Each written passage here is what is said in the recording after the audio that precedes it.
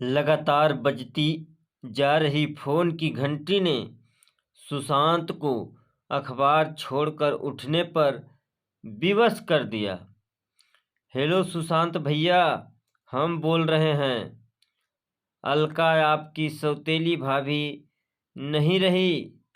अरे ये क्या बोल रही हो तुम? कैसे हुआ ये सब? बहुत दिनों से बीमार थी क्या? क्या हुआ था उन्हें?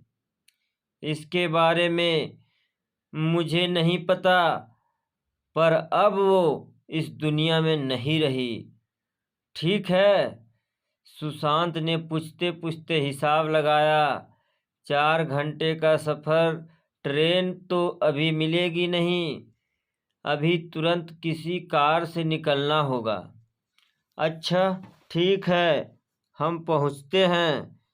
फोन रखकर पलट कर देखा। अर्पिता प्रश्नवाचक मुद्रा बनाए खड़ी थी। भाभी नहीं रही, अभी निकलना होगा। कब? हमें तो कभी कोई खबर ही नहीं की।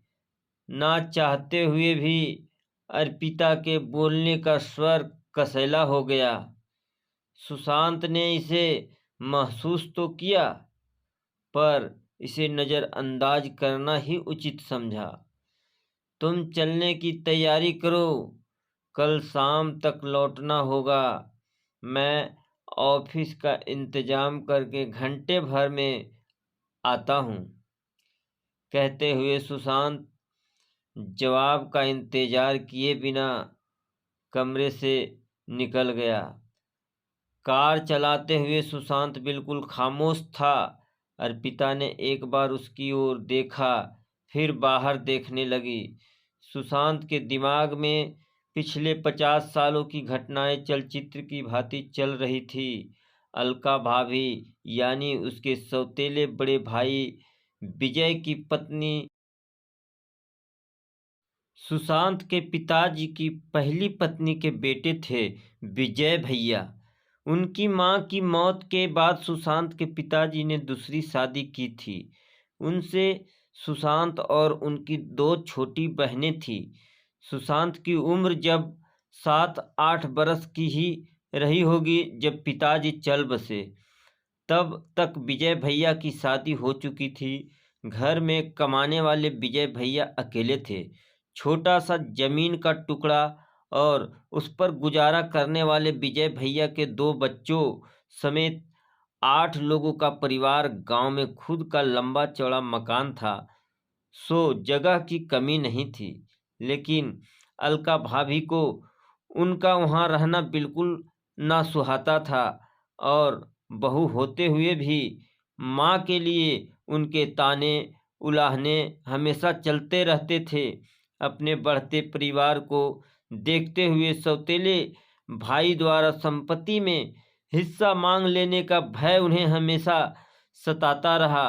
फिर 2-2 बहनों की शादी और उसके बाद के खर्च, खुद का ही गुजारा मुश्किल से होता था।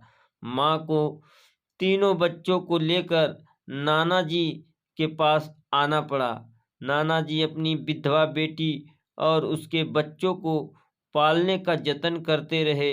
अचार बड़ी पापड़ बनाते और लोगों के कपड़े सिलते। माँ ने किसी तरह ग्रेजुएशन करवाया। एक बहन की शादी नाना जी के रहते हो गई थी। उनके गुजर जाने के बाद छोटी बहन की शादी और घर की जिम्मेदारी सुशांत पर आन पड़ी। इधर उधर की छोटी मोटी नौकरी करते हुए वह माँ का संबल बना रहा। इस बीच गांव से नाम मात्र का ही संपर्क रहा। विजय भैया के यहाँ से परिवार बढ़ने की खबरें आती रही। उनका 2 लड़कियों और 2 लड़कों का समृद्ध परिवार हो गया। लेकिन उनकी समृद्धि बढ़ने के समाचार गांव से आने वाले किसी रिश्तेदार से ही मिलते। विजय भैया ने नदी के पास एक और खेत खरीद लिया। इस साल धान की फसल खूब लहलहाई है जैसी खबरें देकर रिश्तेदार अपना धर्म निभा लेते। माँ ऐसी खबरों पर निर्विकार ही बनी रहती। वह खबर देने वालों की मंशा भी जानती थी और विजय भैया से खबर ना मिलने का मतलब भी। पर वह खुद इतनी असहाय थी कि कुछ भी प्रतिक्रिया व्यक्त करके रिश्ते के जर्जर पड़े इस धागे को तोड़ देने का साहस ना कर पाती। अचानक गाड़ी के सामने भैंस के आ जाने से सुशांत ने जोर से ब्रेक लगाया। इसी के साथ ही विचारों की रफ्तार भी टूट गई। उसने अर्पिता को देखा, वह सामने टकराते टकराते बची थी। सीट बेल्ट लगा लो, इस सड़क पर ऐसे ही अचानक ब्रेक लगाने पड़ते हैं, सुशांत ने कहा। गाड़ी ने फिर गति पकड़ी और सुशांत की विचारों ने भी। सुशांत की बैंक में नौकरी लग गई, छोटी बहन की शादी हो गई, पर विजय भैया के यहाँ से कोई ना आया। शायद उन्हें डर था कि सामने पड़ने पर कोई अन्य खर्च सर पर ना मढ़ दिया जाए। हाँ, बहन के पैर पखारने के लिए एक हल्का फुल्का गहना और दहेज के 5 बर्तन जरूर आए, जिन्हें स्वीकार कर लिया गया। सुशांत की शादी की खबर विजय भैया को काफी पहले से दे दी गई थी। साथ ही बारात में घर के बड़े की हैसियत से चलने का आग्रह भी था। तब इतने सालों में विजय भैया भाभी पहली बार आए थे और बारात की सारी व्यवस्थाएं भी संभाली थी। भाभी माँ के साथ काम में हाथ बटाती रही। पुरानी बातें उकेरने का ना समय था, ना किसी ने कोशिश की। भाभी ने ही घर की बड़ी बहू के रूप में अर्पिता की मुंह दिखाई की रस्म की। सुशांत की नौकरी से विजय भैया और भाभी को अब ये तसल्ली तो थी कि अब वो उन पर बोझ तो नहीं बनेंगे। बहनों की जिम्मेदारियां निपट ही गई थी, बाकी रिश्तेदारी व्यवहार निभाने में सुशांत अब सक्षम था।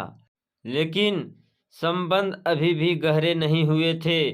शायद पुश्तैनी जायदाद में हिस्से की आशंका उनके मन के किसी कोने में दुबकी हुई थी, जो उन्हें सुशांत से एक दूरी बनाए रखने को विवश कर रही थी। इसके बाद जिंदगी बहुत आसान तो ना थी, पर एक तसल्ली थी। एक अच्छी नौकरी और विजय भैया से पत्रों के माध्यम से सतत संपर्क। अब विजय भैया माँ को कभी कभार गांव आने को लिख देते थे। माँ भी ब्याह कर तो उसी घर में गई थी, सो वे भी वहाँ जाने की हुलस दबा ना पाती और साल में महीने 15 दिनों के लिए गांव चली जाती। लेकिन वहाँ भी अपने आने जाने का खर्च रिश्तेदारी के व्यवहार खुद ही निभाती। इसलिए वो विजय भैया पर कोई भार भी ना थी। वहाँ उन्हें अब उचित सम्मान मिलता था। सुशांत ने अपनी सूझबूझ से अपनी गृहस्थी बना ली। अर्पिता भी अपनी चादर देखकर ही अपनी उमंगों के सिरे संभाल रही थी। सीमित आय में बच्चों की अच्छी देखभाल और माँ का यथोचित सम्मान के साथ जीवन के छोटे मोटे उतार चढ़ाव में वे बेखूबी पार करते रहे। उधर विजय भैया दोनों बेटियों की जिम्मेदारी उठाने में खुद को अकेला पाते रहे और किसी तरह अपनी जिम्मेदारी से मुक्त होने के लिए गरीब कम पढ़े लिखे लड़कों से बेटियों की शादी करते रहे। सगाई होने तक सुशांत को कोई खबर तक ना दी जाती। हाँ, शादी में सपरिवार आने का आग्रह जरूर होता। शायद विजय भैया अपनी बढ़ती जिम्मेदारियों में खुद को अकेला पाकर सुशांत को उसकी जिम्मेदारियों के साथ अकेला छोड़ देने पर शर्मिंदा थे। इसलिए अपनी जिम्मेदारियों के लिए उससे सलाह या मदद मांगने का साहस ना जुटा पाते। वक्त अपनी रफ्तार से चल रहा था कि थोड़ा रुक जाते, चाय वगैरह पी लेते। अर्पिता की आवाज़ में उसे वर्तमान में ला दिया। पिछले 2.5 घंटों से वो बिना बोले अपने ही विचारों में गुम गाड़ी चला रहा था। अर्पिता कितनी बोर हो रही होगी, ये ख्याल तो उसे आया ही नहीं। वह थोड़ा असहज हो गया। अर्पिता ने उसे कभी भी भाई भाभी के व्यवहार का उलाहना नहीं दिया और आज भी बिना किसी शिकवे शिकायत के पिछले 2.5 घंटों से इस रिश्ते की मुक्ता के बावजूद उसके साथ चली जा रही है। लेकिन सुशांत के मन में यह रिश्ता पूरी मुखरता के साथ मौजूद है। वह एकाएक अर्पिता के प्रति अधिक सतर्क हो गया। चाय के साथ कुछ खाओगी लाऊं? उसने पूछा। हाँ, देखो क्या है, अभी कुछ खा लेते हैं, वहाँ जाकर पता नहीं कितनी देर लगे। अब तक तो सारे रिश्तेदार भी आ गए होंगे। नहीं, खुशी की ट्रेन तो 3 बजे तक आएगी, तब तक तो रुकेंगे ही, फिर तो हम समय से पहुंच ही जाएंगे। आप भी कुछ खा लो, सब काम होते होते शाम हो जाएगी। कब तक भूखे रहोगे? अर्पिता ने कहा। सुशांत की इच्छा नहीं थी कुछ खाने की। घर में गमी हो गई है, क्रियाक्रम के पहले कैसे कुछ खा ले। आज जाने क्यों वह जुड़ाव महसूस कर रहा था। नहीं, मेरी इच्छा नहीं है, उसने बात टाली। अरे, इच्छा अनिच्छा क्या है, नहीं खाओगे तो एसिडिटी हो जाएगी। सुशांत ने बेमन से चाय के साथ बिस्किट खाए। कार में बैठते ही सुशांत ने सीडी प्लेयर ऑन कर दिया। अर्पिता के अकेलेपन का एहसास था। उसे भाभी की बीमारी की कभी खबर नहीं मिली। कुछ बताया भैया ने? क्या हुआ था? हाँ, बीमार थी कई दिनों से। वही पेट की तकलीफ, अल्सर था, खाना पीना सब छूट गया था। खुद बीमार थी, बहुओं से तो कोई उम्मीद थी नहीं। बीमारी में जाने कौन देखभाल करता होगा। क्यों, बहुओं का क्या? सुशांत ने पूछा। पिछले महीने रानी दीदी मिली थी, बता रही थी कि भाभी बेटे बहुओं के झगड़े से बहुत दुखी थी। बहुओं का तो ठीक है, लेकिन बेटों का क्या? सुशांत जानने को उत्सुक हुआ। दोनों बेटों में बिल्कुल नहीं बनती। जायदाद और काम के बंटवारे को लेकर रात दिन झगड़े होते हैं। अर्पिता ने कहा। तुमने कभी बताया नहीं, अब बताती भी तो क्या कर लेते हम। फिर भैया ने भी तो तुम्हें कभी कुछ नहीं बताया। जब वो ही परायापन पाले हुए हैं तो हम जान कर भी क्या लेते। सुशांत समझ रहा था विजय भैया से उसका सौतेला रिश्ता था और इस सौतेलेपन का कारण पुश्तैनी जायदाद ही था। इनमें हिस्सा ना देने के लालच में ही भैया भाभी ने दूरियां बढ़ाई थी। वैसे तो उनमें कोई वैचारिक मतभेद नहीं था, एक दूसरे के लिए यथोचित मान भी था। विजय भैया अब कैसे बताते कि इसी जायदाद के लिए सगे भाइयों में सर फूट हो रही है। भैया भाभी की अजीब स्थिति थी। किसकी तरफ बोले? 5 साल पहले बेटे की शादी के लिए घर की पूजा में शामिल होने सुशांत सपरिवार गांव गया था। पूरे गांव में पता नहीं कैसे ये खबर फैल गई कि सुशांत जायदाद में हिस्सा लेने आया है। विजय भैया भी तब तक जायदाद के लिए बेटों के झगड़ों से तंग आ गए थे।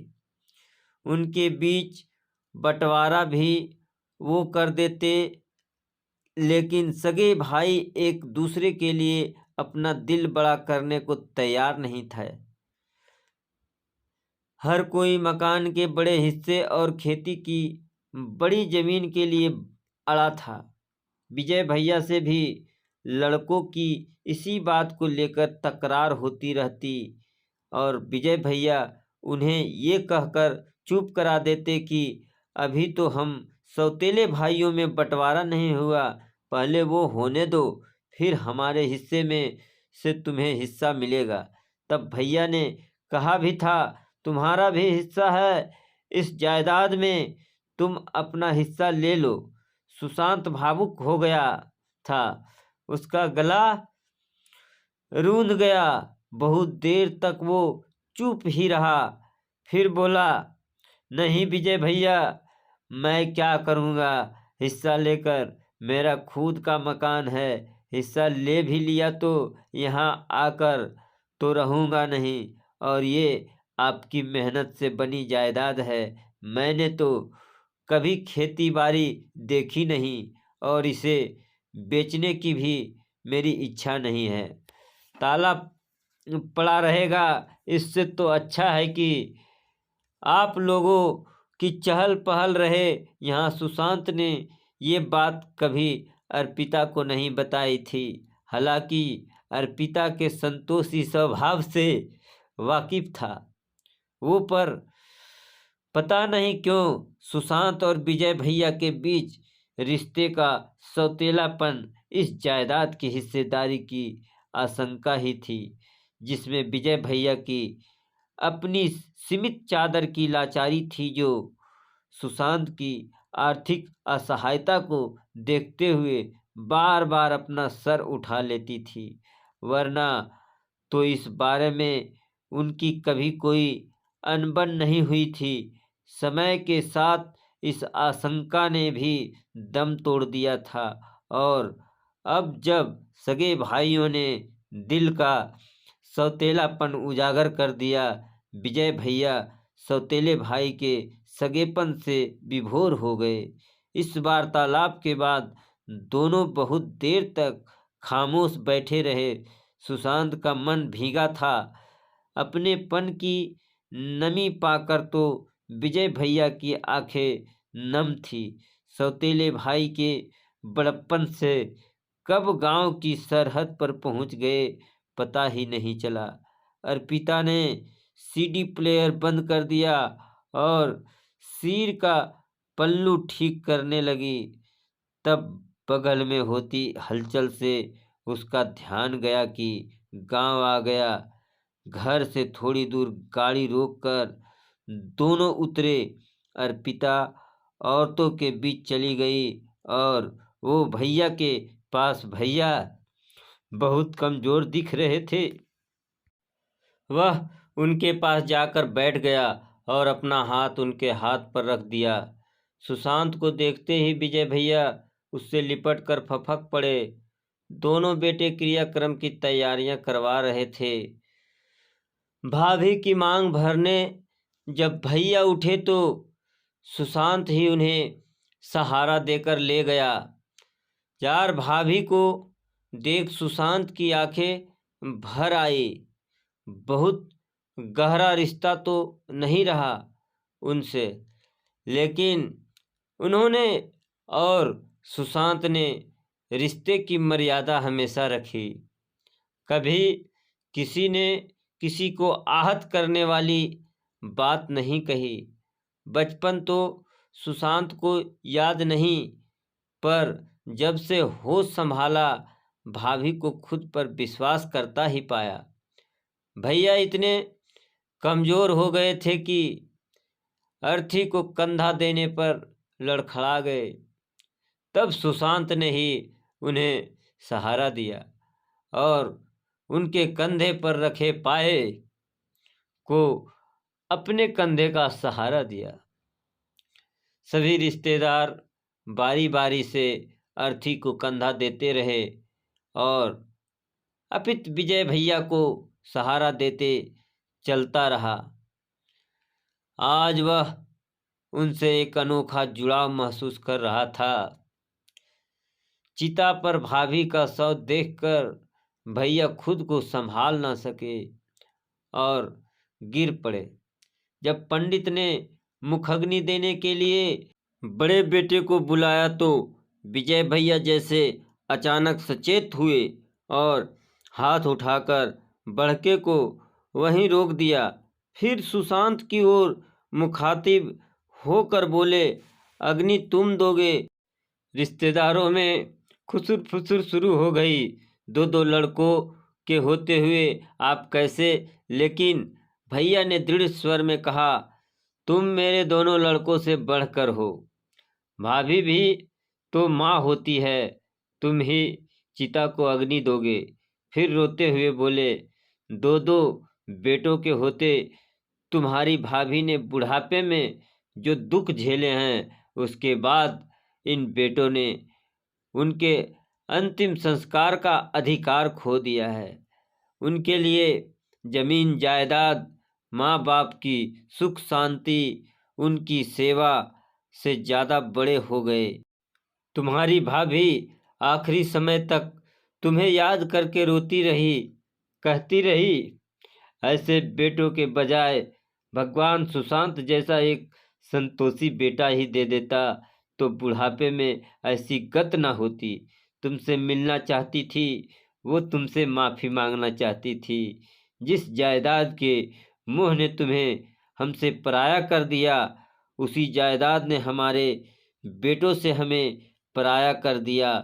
लेकिन तुमसे आँख मिलाने की हिम्मत नहीं जुटा पाई और ऐसे ही चली गई। वापसी में सुशांत पहले से कहीं अधिक खामोश था। चिंता की लपटों ने रिश्तों के बीच सौतेलेपन को जलाकर राख कर दिया था और वह रिश्ते की गर्माहट को महसूस कर रहा था। उसने भाभी को खोया था, लेकिन देर से ही सही उसने विजय भैया को पा लिया था। दोस्तों, आपको ये कहानी कैसी लगी हमें कमेंट के माध्यम से ज़रूर बताएं और चैनल पर पहली बार आए हैं तो हमारे चैनल को सब्सक्राइब भी ज़रूर कर लें। धन्यवाद।